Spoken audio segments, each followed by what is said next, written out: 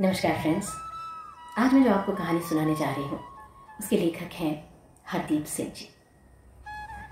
हम सभी जानते हैं कि सिकंदर जो विश्व विजय की महत्वाकांक्षा लेकर अपने देश से निकला था और असाधारण प्रतिभा और योग्यता थी उसमें, और यही वजह थी कि वो हर युद्ध में विजय हासिल करता चला जा रहा था।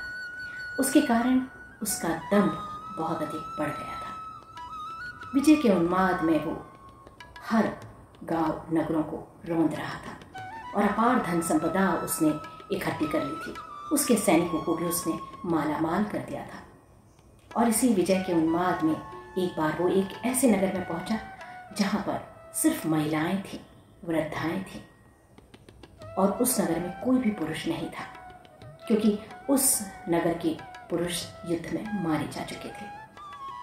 अब राजा ने यह सोचा कि इन शस्त्र विहीन महिलाओं से आखिर कैसे मुकाबला किया जाए। उसकी विशाल सेना बहुत पीछे आ रही थी और वो कुछ सैनिकों के साथ ही उस नगर में पहुंचा था।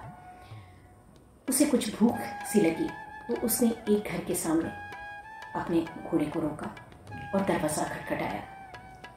काफी देर के बाद दरवाजा खुला। उसमें से एक वृद्ध महिला निकली। सिकंदर ने उस वृद्ध महिला से कहा, मुझे भूख लगी है, मुझे कुछ खाने को दो। वृद्ध महिला अंदर गई और एक बड़ा सा थाल कपड़े से ढांक कर ले आई और उसने सिकंदर के समक्ष रख दिया।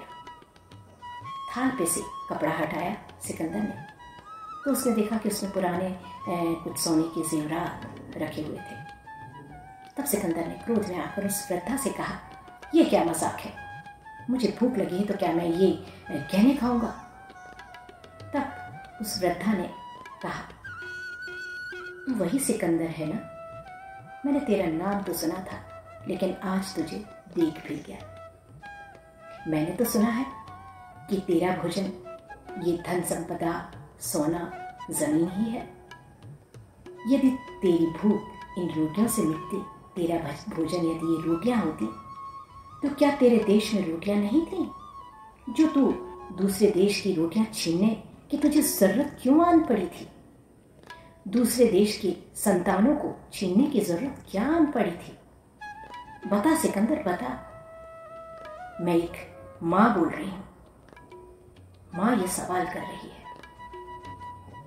तब सिकंदर बहुत शर्मिंदा हुआ और उसने नतमस्तक होकर वृद्धा से क्षमा मांगी। तब वृद्धा ने प्यार से उसके सिर पर हाथ फेरा और उसे भोजन भी दिया, और सिकंदर चुपचाप वहां से निकल गया और उसने उस नगर को जरा भी क्षति नहीं पहुंचाई। और उस नगर के द्वार पर उसने एक शिला लेख लिखवाया जिसमें लिखा हुआ था कि इस नगर की एक महान वृद्धा ने सिकंदर को बहुत अच्छा पाठ पढ़ाया। जी हाँ, माँ की एक सीख ने सिकंदर जैसे महान राजा को भी एक बेहतरीन शिक्षा दी थी। तो दोस्तों, कैसी लगी आपको ये कहानी? अच्छी लगी हो तो जरूर बताइएगा। ऐसी ही खूबसूरत कहानी के साथ मैं फिर मिलूंगी आपसे। तब तक के लिए नमस्कार।